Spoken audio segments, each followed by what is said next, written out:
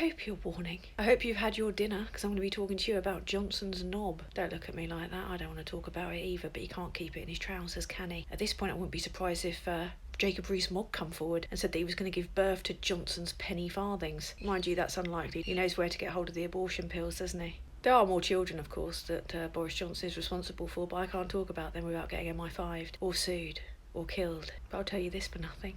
That guy has more super injunctions than prescriptions for knob rot. Anyway, let's get on it. Not that! Let's get on with the story.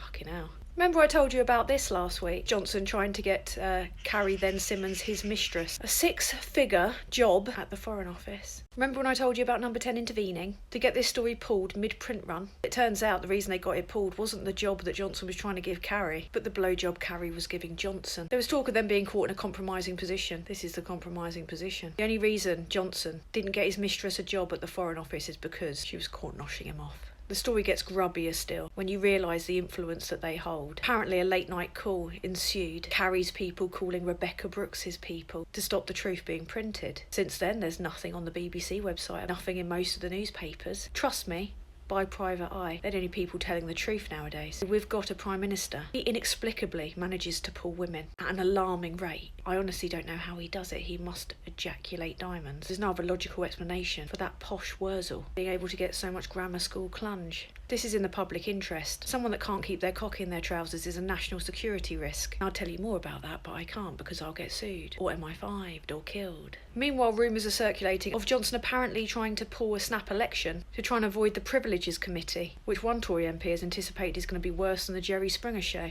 Nothing says I'm not guilty, like committing political suicide to avoid accountability. One of my concerns is this. Johnson used the media to get Durham police to reinvestigate Keir Starmer. This was all a massive setup, because the person who shot the video was Ivor Dellingpole. His father, James Dellingpole, who has associations with Johnson, The Spectator and Breitbart. James Dellingpole also thinks that AIDS was a scam. And his son just happened to be on the outskirts of Durham to film Keir Starmer. Has Johnson lent on Durham police to get rid of his political opponent? Probably. We're through the looking glass now, aren't we?